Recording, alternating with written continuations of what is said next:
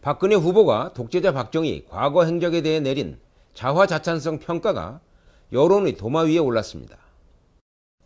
대통령의 통치 행위는 국민의 삶에 직접적인 영향을 미치기 때문에 대통령 후보에 대한 철저한 검증은 반드시 필요한 것입니다. 그 중에서도 한국 현대사에 대한 인식은 대통령이 됐을 경우 이끌어갈 국정 방향을 가늠하는 데 있어서 중요한 잣대가 된다고 할 수 있습니다.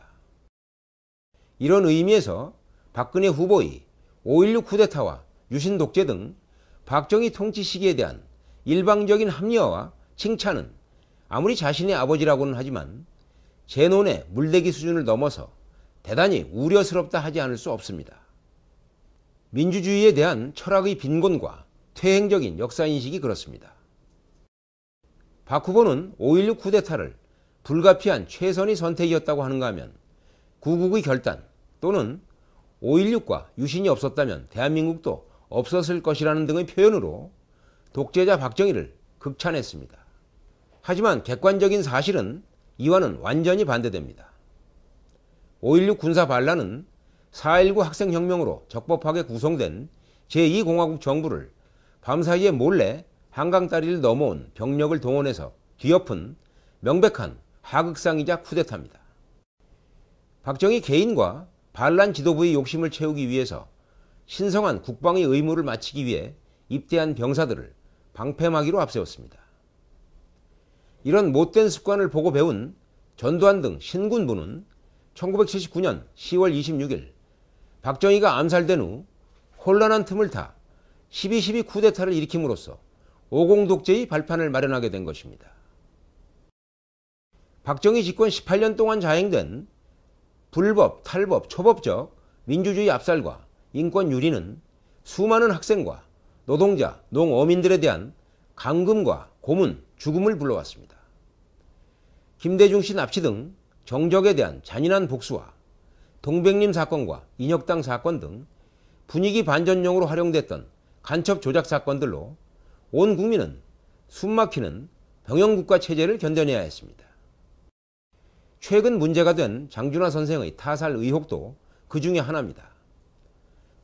일본 천황에 바치는 충성 혈서를 쓰고 만주 군관학교를 거쳐 일본 육사를 졸업한 뒤 독립운동가들을 때려잡던 일본군 중위 출신의 박정희가 그 대척점에 서 있는 광복군 대위 출신의 장준하 선생을 눈엣 가시로 생각했던 것은 당연하다 할 수 있습니다. 두 사람은 해방 후 한국 현대사의 특징이라 할 수 있는 매국노와 애국자의 비대칭적 관계를 상징적으로 드러내는 사례였습니다. 일제에게 강탈당한 조국을 되찾기 위해 고생을 마다하지 않았던 독립투사들이 해방 이후에도 한국 사회의 주류 세력이 되기는커녕 일제 때 일본인들에게 빌붙어 호의호식하던 자들에게 다시 박해를 당하는 배반의 역사를 극명하게 보여준 것입니다. 김구, 여운형 등 우리나라의 애국자들은 하나같이 배후를 명확하게 알 수 없는 의문의 죽음을 맞았다는 공통점을 갖습니다.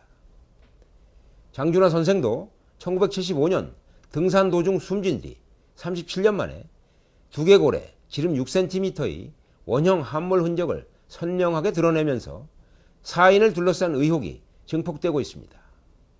그런데도 박근혜 후보는 박정희 독재 18년을 상찬하는 과거 회귀적인 모습을 보이면서 말로는 과거가 아니라 미래에 대해서 얘기하자는 식의 이중성을 버리지 않고 있습니다. 박정희가 김지태 씨로부터 강탈한 정수장학회에 대해서 보이고 있는 오불관원식의 태도도 같은 연장선상에 있습니다. 반면교사로 삼을 만한 본보기가 있습니다. 옛 소련의 악명 높은 독재자 스탈린이 죽은 뒤에 그의 딸 스베틀라나는 스탈린을 혹독하게 비판했습니다. 우리 아버지는 독재자였고 딸로서 침묵한 나도 공범자다. 이제 아버지는 세상에 없으니 내가 그 잘못을 안고 가겠다. 박근혜 후보가 한나라의 국정을 책임지겠다고 나섰다면 최소한 스탈린의 딸 정도의 역사의식과 책임감을 갖춰야 할 것입니다.